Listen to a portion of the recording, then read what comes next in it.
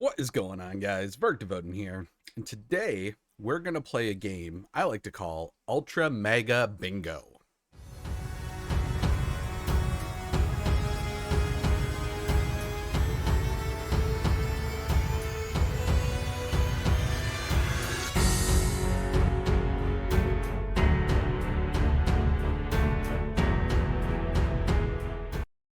Mm. So this is actually a game I play with a buddy of mine back in Chicago, and since I moved, it's we don't get to it as often as we used to. So I'm going to play it here because he sent me this video. And what we basically do is we send each other like these articles or videos from these like just ridiculous, right wing sort of conspiracy people. And it's usually more like Newsmax or OAN, and we'll be like, all right, before you watch this video, what are what are your bingo cards there? Like, what are the top 10 things that they're gonna cover based off of like just the title, or who is in it, or who is in it and what are the stories of the week that they're pushing, that sort of things.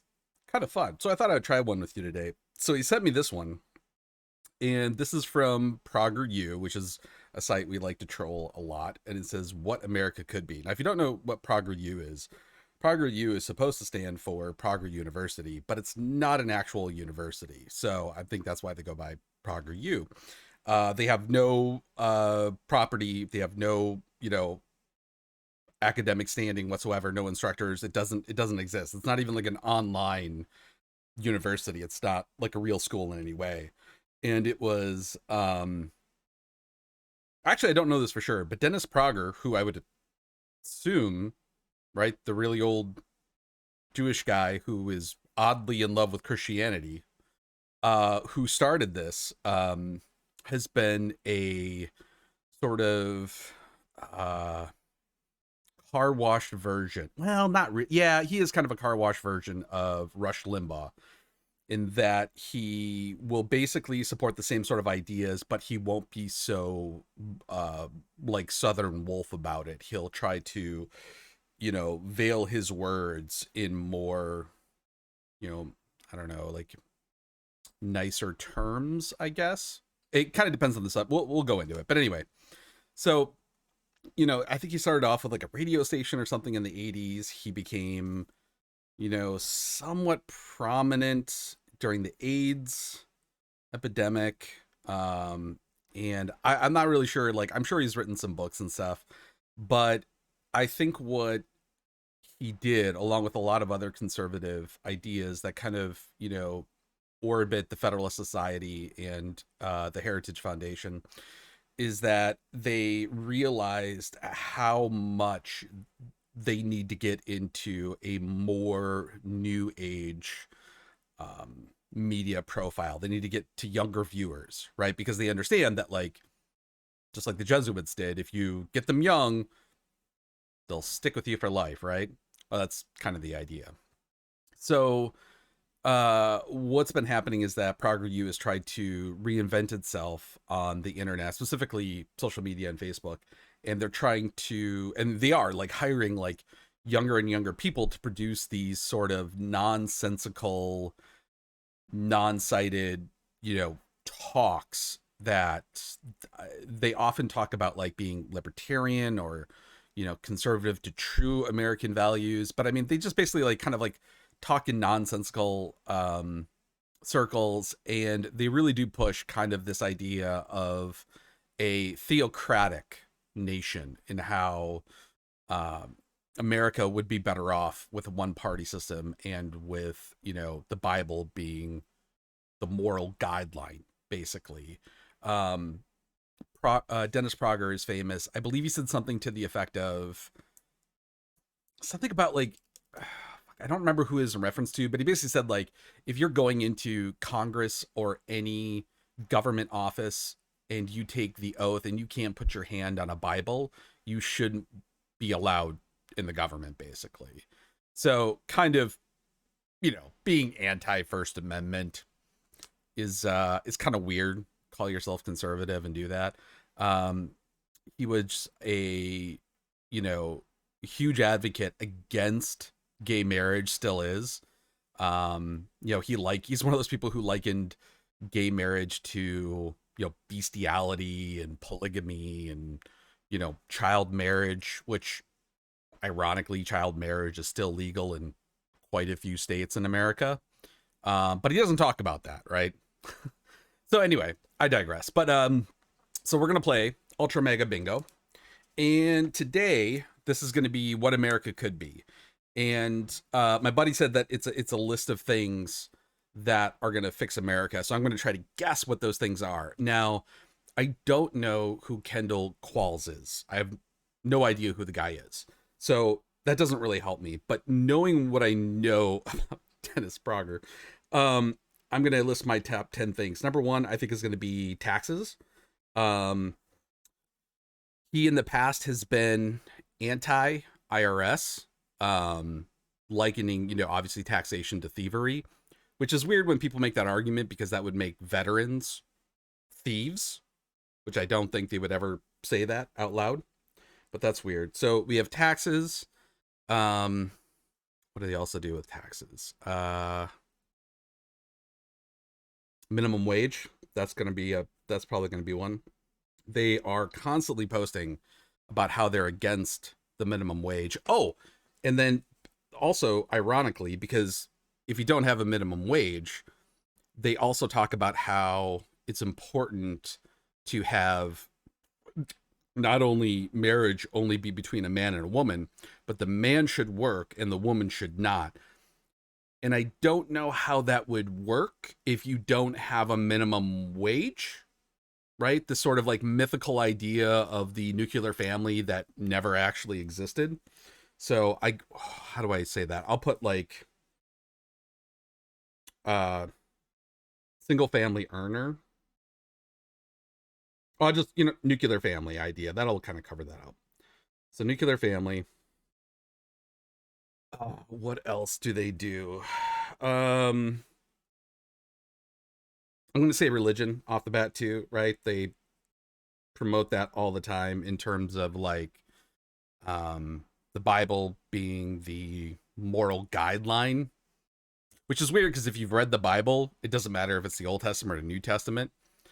If you've actually read it, as I have, cover to cover, there's a lot of immoral shit in there, or what we would consider immoral today. I mean, let's just go with my favorite, God killing every firstborn in Egypt. And yet somehow people who are religious are against abortion. So we'll go with the religion. Taxes, minimum wage, nuclear family, religion. What else do they argue against? Education. Well, it's not education they argue against. They're big pushers of charter schools and religious schools. So we'll put religious and charter schools. Again, this just goes back to the idea how, conservatives talk about liberty and how we have agency, which is not actually true, not in the way that we think it is.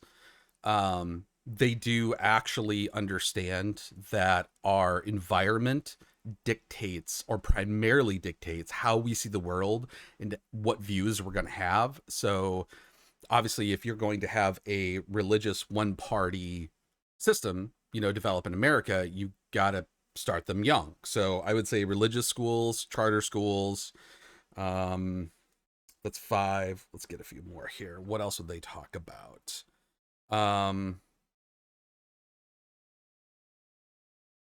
This is going to sound, this kind of ties into the nuclear family, and this is going to sound like a conspiracy theory, but follow with me here. This is a historical fact, and it's not even like, it's not only a historical fact, it's a fact today that the American economy is quite literally built on the broken backs of exploited minorities, right? Whether it's the genocide of Native Americans, the enslavement of Africans, the somewhat, I guess it would technically be indentured servitude of Chinese and Latinos, and Japanese throughout the ages up to the point where, you know, post World War II Industrial Revolution, Nixon opens up, you know, trade with China, start outsourcing massively, right? We everything from like China to India to the Philippines, you know, Brazil, Latin America, Middle America, Qatar, the Middle East countries. Like basically we just outsource everything, whether it's like Nike or Microsoft's, you know, helpline, whatever it is, right?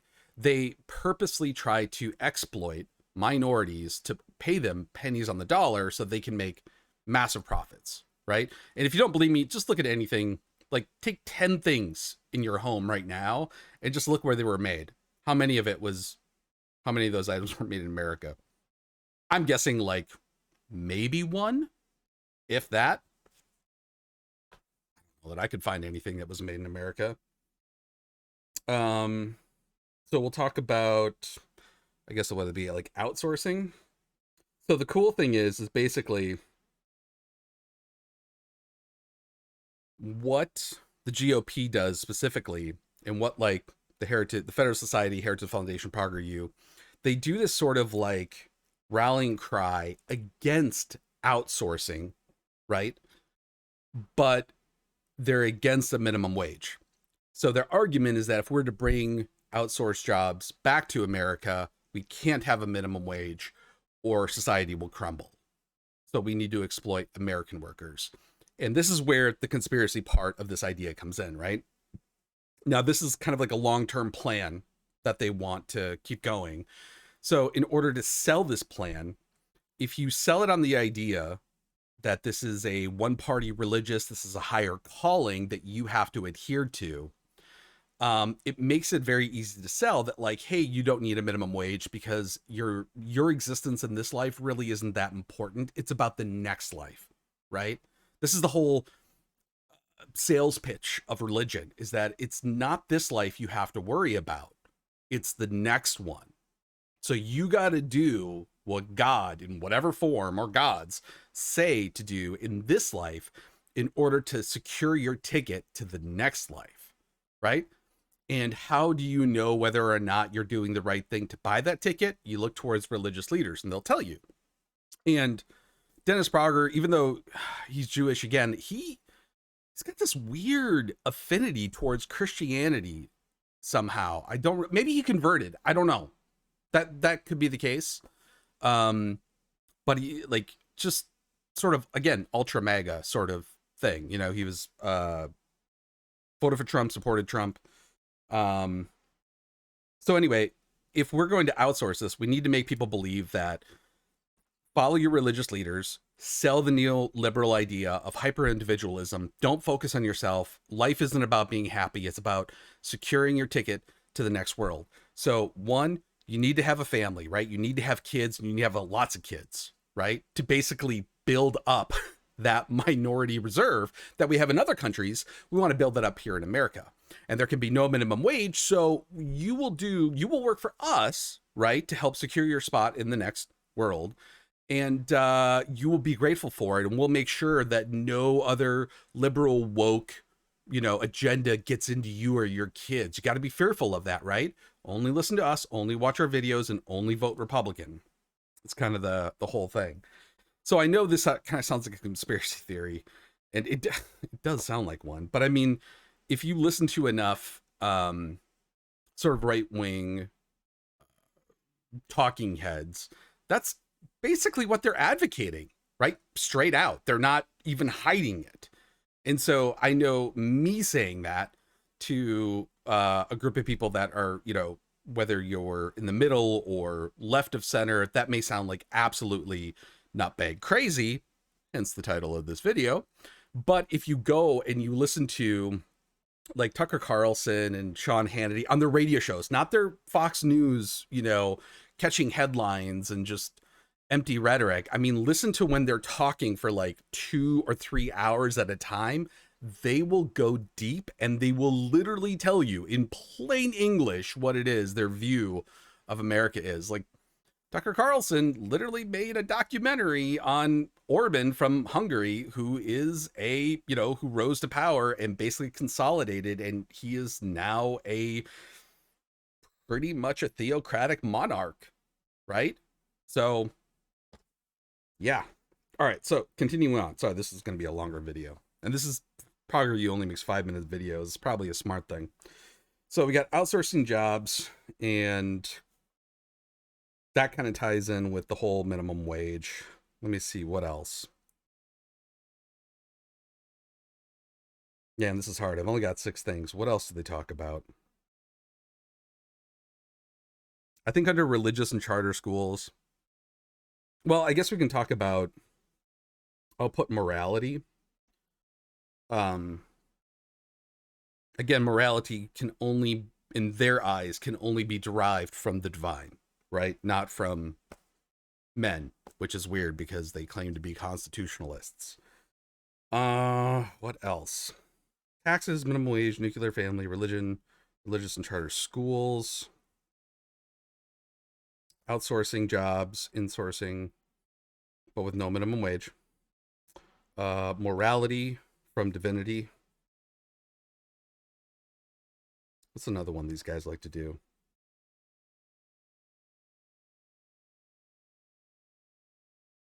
They'll do weird, well, that kind of ties into morality from divinity. They'll like make these like weird, they'll take these out of context quotes and shit, but you know, we'll just keep it at 7.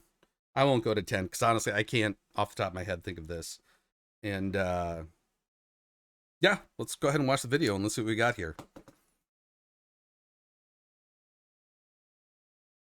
You don't need me to tell you. Oh, I can't hear anything. Hold on, we're gonna have to go back. There we go. Try that again. You don't need me to tell you what America's problems are. Plenty of people can do that. Instead, let me tell you about America's future, what it can be. I'm not making a prediction, but there's a new golden age waiting for us if we do just 5 things. Wow. 1, reconnect with our Judeo-Christian roots. Oh, In this vision of the future, right off the bat. Judeo-Christian roots. Fucking love this. I don't know what he's gonna say. Oh, you know, I'm just gonna put a check mark on that. Religion, check. All right, let's go. a majority of Americans realize we have to return to the basics. A majority of Americans agree we need to return to the basics. They don't cite any sources, do they? No, of course they don't. They never do. We'll just say a majority of Americans agree we need to return to the basics, even though we don't know what those basics are and we don't know where that polling came from. But let's go on. appreciation of traditional Judeo-Christian values takes place. Oh, Call it a new awakening. We became an exceptional nation because we were largely a self-governing nation, the first in human history. I'm pretty sure that's wrong on 2 fronts. Number 1, again, it was the exploitation of minorities and the whole manifest destiny thing, right? The whole English, acquisition, if you will, of anything that wasn't previously theirs, whether it be in India or China or Africa or America or South America, wherever, right? Yeah. Also, self-governing doesn't really work when we had slavery for, fuck, I don't even know, like 200 plus years? How long do we have slavery for? I don't even know. Hold on a second here. I'm going to double check this. Self-governing my ass. So, how long was in America? Let's look at that. Self-governing. Shut the fuck up.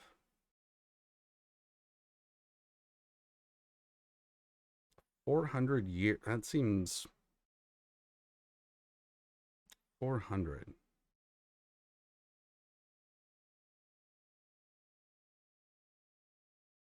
That doesn't seem right. Oh, so this is kind of the contention of the whole 1619 project. By the way, I read the book. I'm like, there's nothing in there that's contentious. I think the contentious part, and the only part that has been contended in the book 1619 project, is that they said slavery started in 1619, which according to the records and the research actually does prove that American slavery did start in 1619. But America wasn't founded until later, but slavery was already there, so that's where they're getting different number. Fuck. All right, a few hundred years of slavery. That is not a self-governing nation, by the way. Especially for the first, like, I think like 2, maybe even like 4 to 6 years, only rich white men who owned land could vote, and then they struck the land part out, and then they just said rich white men. But then they kind of like got rid of the rich, sort of, and just about all white men. Women could not vote until I want to say 1920.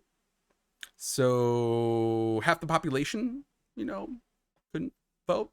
The entire female gender couldn't vote, couldn't hold office, couldn't even go to school, right? Where it was illegal to go to college as a woman.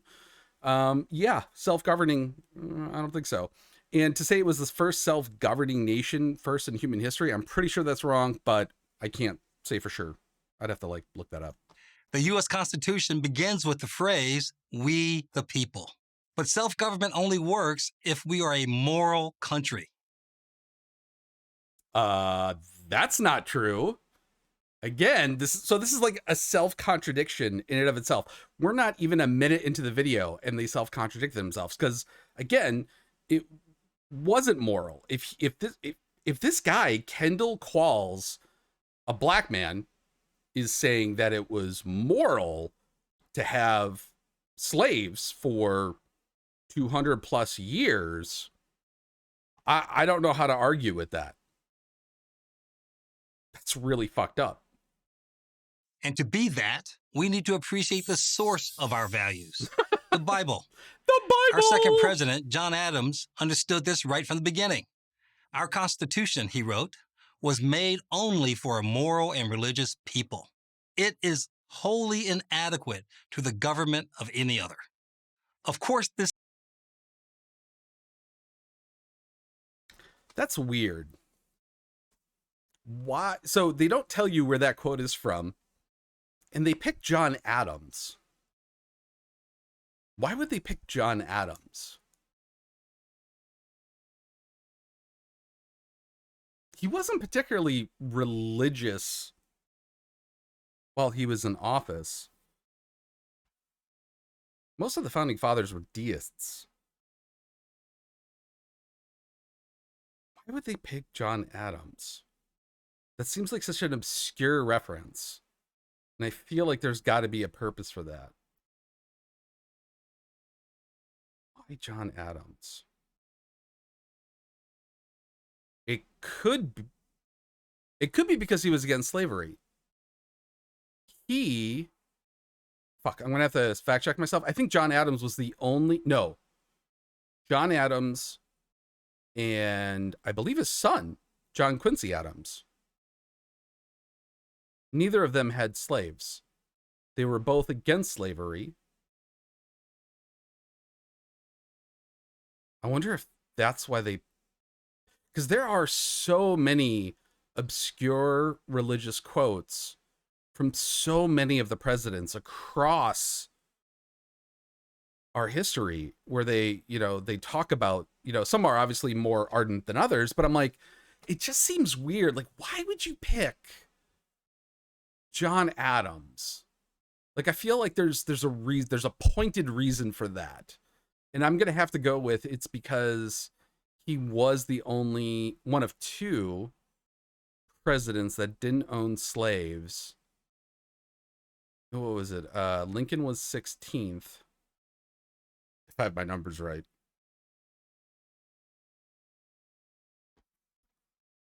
Yeah, I can't think of any other reason off the top of my head why they would pick John Adams specifically. Because I even think there are even more religious quotes from Washington. But let's go on.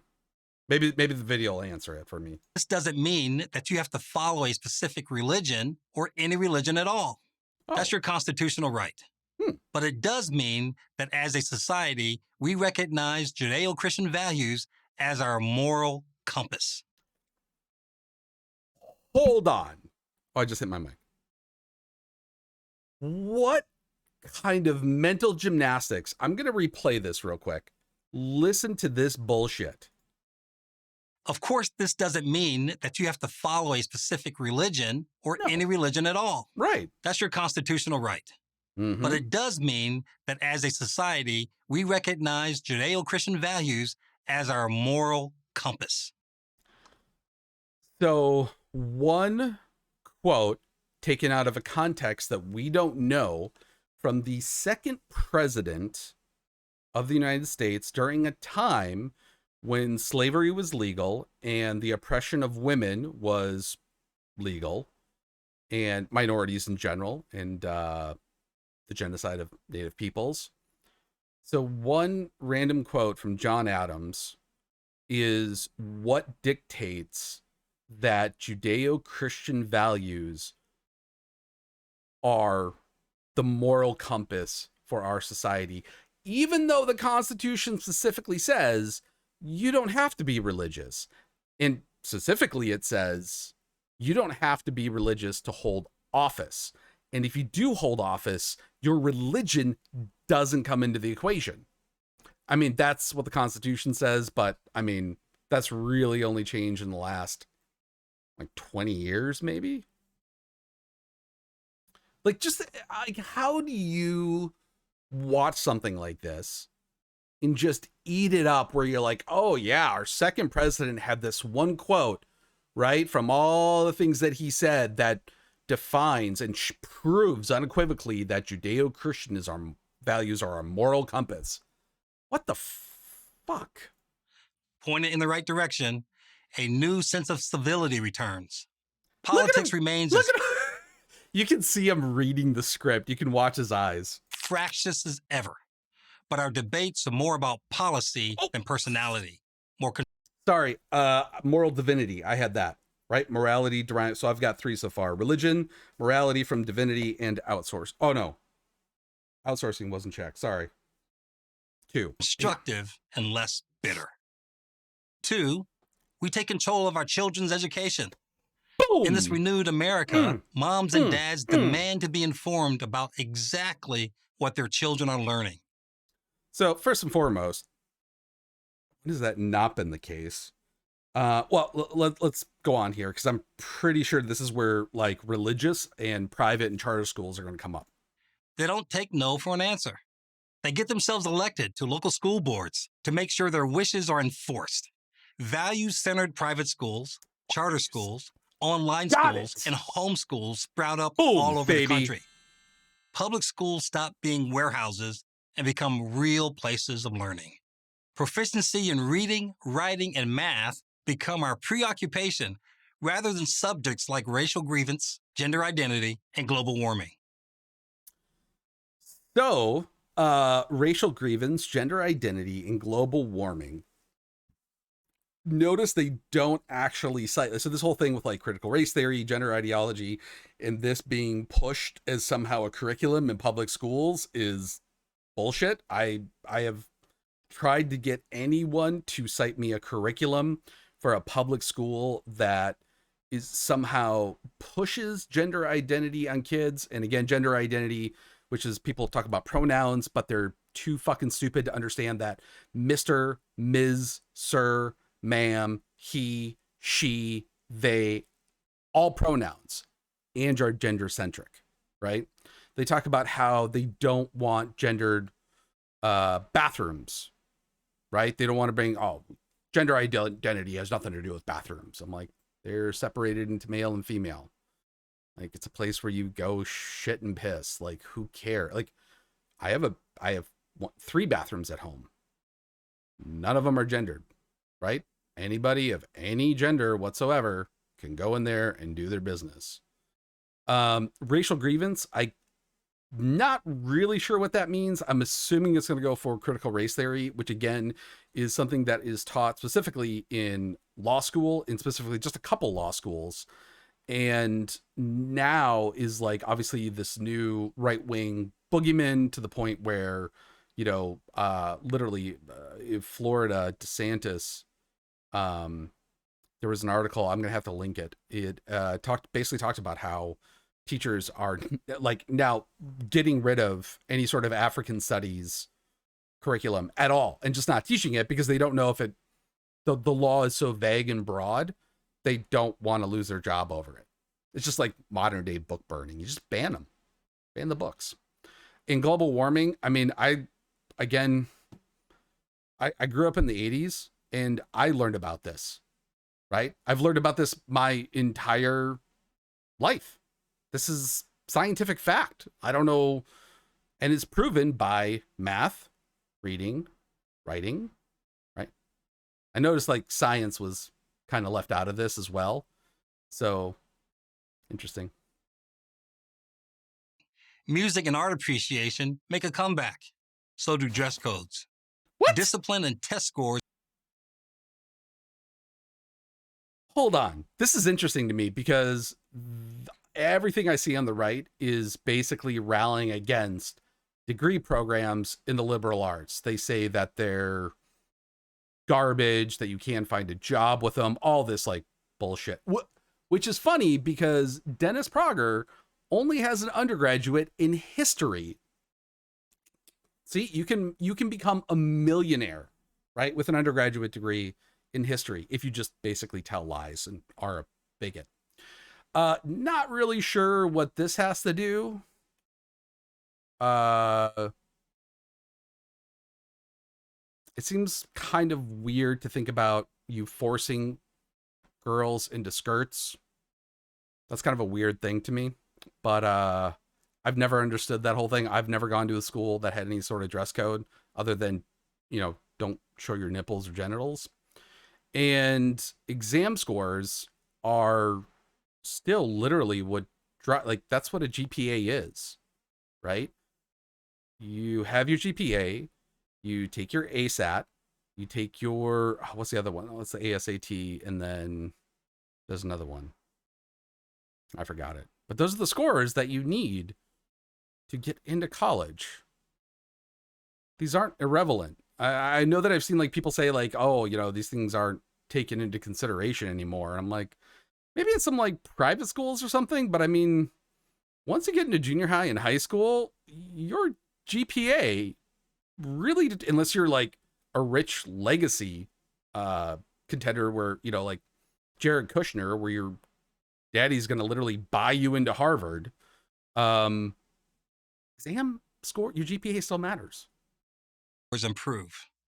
3, we laugh cancel culture out of existence. Oh, how did I not think America of that? regains its sense of humor. Hypersensitive reactions to perceived slights are no longer taken seriously. Oh, this is good. This is a rich one. This is my favorite because like both Prager U, they have their younger candidates do this. They watch like TikTok videos and they literally react to them. Like Ben Shapiro, he's not a part of Prager U, but they're, they like, fist bump and buddy up at times. His whole shtick now is oddly watching transgender or non-binary TikTok videos for hours a day and just reacting to them. That's what they do. And this is weird coming from the right because this is from the same, GOP organization, alt-right Maga, that was like, ban Coke, boycott Netflix, Disney is woke, go broke. Everything from, oh my God, how many different places did they want to boycott? Gillette, Keurig, Target. I mean, basically anything that offends their delicate sensibilities, they say boycott it. I mean, they've pushed this like whole war on Christmas thing because Starbucks had a red cup one year and it didn't have like snowmen or something. I don't know. And it's just weird. Like they're so knee jerk and reactionary. And even with like, again, this whole obsession, the only people who are obsessed with transgender kids are people on the right. People who actually have transgender kids, they're not obsessed with transgenderism. They just want to raise their kids to be healthy and happy. But the right is like freaking out about this and like drag shows and making all these unbelievably defamatory claims. So it's just ironic that they talk about laughing off cancel culture when they perpetuate it every day, like every single day. There's always news sources about like boycott the NFL or, you know, these award shows like the Golden Globes or Oscars. Don't watch it. And here's the thing, like you'll see these articles from like right-leaning sites that will sit there and talk about how garbage these shows are, and then all they'll do for the week after is talk about those garbage shows and show highlight videos and whatnot for clickbait. Again, it doesn't make sense unless you look at it as like completely disingenuous and purely a for-profit motive, right? That then it makes sense. We're able to tell a harmless joke without worrying about being hauled into the human resources office. Oh, you want to make racist and bigoted jokes. I get it. Man, I got to tell you, it's kind of like when Elon Musk took over Twitter. Woo! I mean, all the people jumping on there just to spell out the N-word. Like that was it. And then they all got banned anyway, right? He didn't change anything. He lied. He said he was going to make Twitter this like utopia for pure free speech, right? And he didn't, and he hasn't. And people still using derogatory terms like that are getting banned. Oh man, I should have gone with the free speech absolutionist too. Prager U and a couple other ones are like, you know, is hate speech free speech? You know, they present it as a question because they want people to comment. And of course, the people who are following them comment that like hate speech is protected speech. What they don't understand and what they refuse to understand is that hate speech is free speech. You can say whatever you want, but you are not free from the societal consequences. And that's the problem they have. And then they make this false equivalency to the First Amendment, and that when someone is canceled, right? Like say someone is fired for going off on, you know, a white lady goes off on a black lady, like calls the cops because she's walking her dog legally or something, you know, and then she goes into this racist tirade and then she gets fired and publicly shamed. And they're like, oh, that's against the First. No, it's not, because it's not the government doing it. These are private entities. This is society. This is how society works. So you can say whatever you want, but you're not free from the consequences of it. And that's what they want. If we've gone too far, we're quietly told to be more self-aware, and the matter is dropped. How dare you be more self-aware? Oh, where are my pearls to clutch? Lessons learned. With the pressure off, the office environment improves, employees stop walking on eggshells, and productivity increases. The spoiled brats lose influence.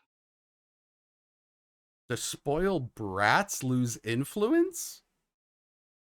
Well, that's an interesting way to put it. So they want to laugh off cancel culture, and they want to... So first of all, apparently the people who are against racial and bigoted jokes are spoiled brats. And I think they probably mean the people who own the businesses, right? Because they're the ones who make the decision to basically fire or reprimand someone for saying something. Interesting. A new Saturday Night Live appears, one that pokes fun at everyone and anyone, right and left. They already and it's do. a huge success. 4, we become energy independent and secure our supply lines. Oh, I didn't catch that one. That one I should have. Oh yeah, fucking oil. Yeah, America's already energy independent. We just happen to export more than we, or no. Oh, how do I want to say this?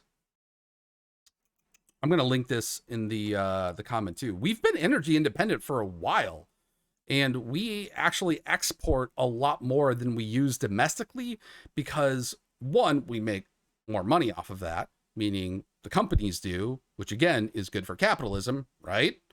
But also we are a part of OPEC, and which OPEC is a multinational agreement to help other third world countries like those in the Middle East, which again are religious monarchies, ironically, was designed to help flourishing nations, right, become first world nations. But again, because they're religious theocracies, that doesn't really work because then all the, you know, kings keep all the money, right? Um, and so I don't know if they think that we need to get out of OPEC, which we can't. I don't think we even have any influence to negotiate it because it is multinational. Um, and there would be an argument to be made that somehow, you know, I think Trump tried this with China and his whole like tariff war, and that didn't work. That fell flat. Um, but the idea that somehow we can leverage, I don't know, our consumption, like if they're looking at like how large our consumption is, maybe this has to do with them wanting to promote more businesses in the oil trade, which is very right leaning. So maybe opening up more lands in like national parks and protected reserves and things like that. That's something they've been doing for, I think, since national parks were actually created. They've always been kind of fighting to get rid of those natural resources and to allow companies to come in there and just dig for oil to make money. So I don't know. We'll see. Let's see what's up. America becomes the world's dominant energy producer. Not only do we produce more than enough energy for ourselves, but we produce enough to help our allies. We do it by responsibly developing our almost limitless natural resources. Those are literally not only just OPEC, but we have several trade agreements that already do this. So this is something else that right-wing sites do, is they really bank on the ignorance of the person in the party, right? So, and you can look this up. This is not me being derogatory, although I will revel in the statistics of this. People without a college education who only have a high school degree tend to be more conservative. People with an undergrad, and exponentially so as you go to graduate level and then PhD, all tend to lean very hard left. And the reason for that, I'm going to argue, is that the more educated you are, the more how you see, like, you know, if you want to say something is true, you want to have a factual source to back that up. More times than not, it is evidence-based or it is scientifically based, which again produces the evidence that you need to say that this thing is right and this thing is wrong. If you have just a high school degree, there's a very high probability you're not going to really care about that, right? And if you look at which states tend to lean red, they have very low scores in terms of high school GPA and high school graduation rates, and then even lower of those that who do graduate from high school translate to college education. And you know what, just to make sure, I'm going to cite that too. So we got studies, because I just want to make sure, like, unlike Prager you, I'm going to cite my sources so you're not, I'm not just saying bullshit. So studies on geopolitical leanings by education level. What was the other one? Oh yeah, energy independence. And I'll link one to, on top of that, to OPEC after this is done. What was the school one? Remember, I might have to go back. All right, so let's go on. We also greatly expand our nuclear power industry. Small and very safe next generation nuclear power plants provide more clean energy every year. Wow, finally they say something that is true. This is actually true and backed up with science. Um, Nuclear power is, as of right now, does yield more energy in terms of energy output as opposed to energy input into it, um, compared to like solar or hydro or wind. Um, yeah, and that's actually very true. The problem that I think I would see with this is that, you know, the GOP and all them, they're very against regulations. So that would be like the huge red flag with me, is like the probability of us having like a Chernobyl like event in 2020 or going forward. It's 2023, it's not 2020 anymore. Um, is so low, but that doesn't mean it can't happen. And the reason that Chernobyl happened, if you know, like, it's because certain protocols weren't met. Like, Russia rushed, right, as fast as they fucking could to get these out in the whole buildup of the Cold War, right? Well, and in terms of with like the moon race and all that stuff too. But yeah, it's just one of those things where, yes, I agree with them, but I would have to like sit there and stipulate that I think one of the things that they would do is basically, you know, try to sit there and say like, oh, we don't need all these regulations. These private, they know what to do. They'll hire the right science. They'll take all the precautions. We don't need any guardrails. Meanwhile, private business realizes the advantages of producing products from pharmaceuticals to heavy machinery in the United States. The government does all it can to encourage this boom, easing onerous regulations, insisting on what did I say? Regulation. I can't believe I didn't put regulations on here. Stupid. That should have been one right there. What did I say? Right? Regulations. No regulations. Just let the free market, right? The whole like Milton Friedman sort of wet dream, right? No government at all, no regulation.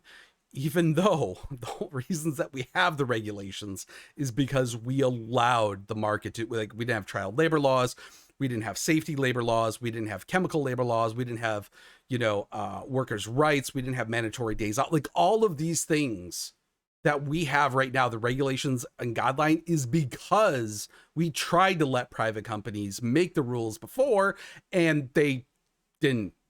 And they were just like, nope, we're just going to exploit everybody we can. When it comes to pharmaceuticals and whatnot, it's kind of weird that I don't know why he's saying that they're not produced here, because I want to say almost the majority of pharmaceuticals we get in America are produced in America. I can't say about heavy machinery. I don't know anything about that, but pharmaceuticals, I mean, we have specific laws. Like, they even put laws, I want to say back in like 2010 or something, restricting the sort of internet influx of prescription drugs from Canada. But anyway, easing regulations, again, they're just very anti-regulation. Fair trade agreements, and when necessary, imposing strategic tariffs. Oh, of course they went to tariffs, because Donald Trump won the tariff war against China. No, he didn't. Along with this economic growth comes growth in personal income. Trickle down. The great voodoo economics of the 1980s, right? Look at them so happy. Voodoo economics, right? Trickle down. It doesn't work. We've got 40 years of statistical data that shows it does not work. We have the biggest wealth gap in America that we've ever had. Prosperous again. 5, marriage becomes the cool and smart thing to do. There it is. Young women realize devoting themselves to a career is not a substitute. And this is what I mean. They will tell you directly what they mean. If you're a woman, don't get a career. Find a man, have babies, stay home, cook and clean, vote Republican. That's what they want of women. For good marriage and family.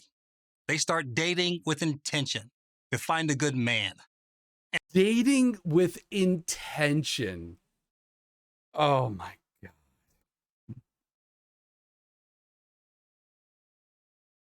I think Dennis Prager is on his second or third marriage, ironically. Let's go on.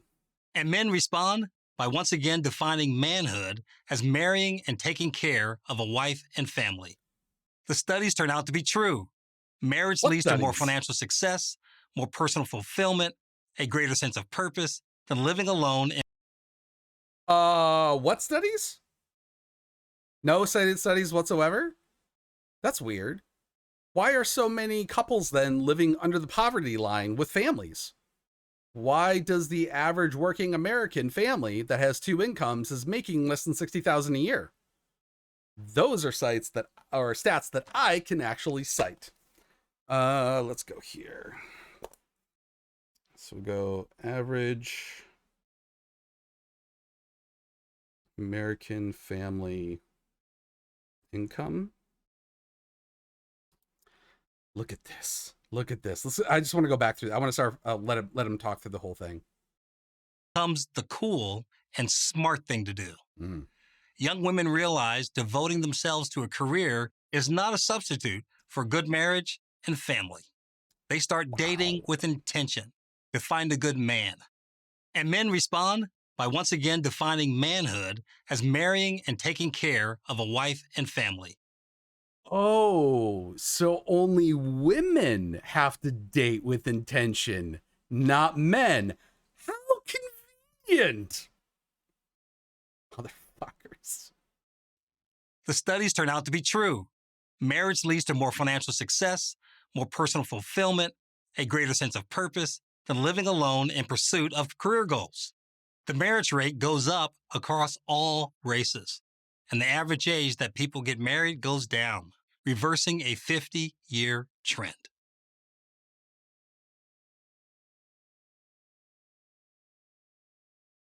They want people to get married younger and have more kids. They basically want to build their own. I don't want to use the word slavery is too harsh. I guess it's almost like, and it's not indentured servitude. It's more like they want to produce the religious cult that'll make them money, right? Only the man can work, so it's really up to the man to pull himself up by his bootstraps and find the career without going to a liberal college to make enough money to afford the ability for his wife to stay at home and pop out babies, right? Yeah. Both men and women are happier and experience less depression than the previous generation. 5 action steps to a new American century. We return to our Judeo-Christian roots. Take control of our kids' education. Laugh cancel culture into oblivion. Become energy independent. Make marriage cool again. So I got one. Oh, I only got 2 out of this one. Oh no, 3. I got the nuclear family. That was on there. Outsourcing, that was technically on there, but bringing back in pharmaceuticals and other jobs. So I'm going to count that one. Oh, and religious and charter schools. No, so I got 1, 2, 3, 4, 5. I got 5 out of 7 on my bingo card. Oh, hold on, baby. Yeah. Baby. Yeah. The studies show that women voting themselves into the choice of having a career are more depressed, less fulfilled, and are less financially advantageous. Less financially advantageous? Yes. Oh, Yeah. that's news to me. Yeah. What do you make? Like twice what I do? Maybe not quite that. Well, maybe not close. quite, but close, right? Yeah. Yeah. You graduated magna cum laude in a double major of math and econ, right? I did. Yeah. And Yeah. you now have a job as an actuary, which less than 3% of the human population have. And you can basically not only work in any company, you can work from home, and you could probably work for any country. Yeah, but I must be an anomaly. You must be an anomaly. Yeah. Now, do you feel fulfilled in your life with having this type of career and a childless marriage?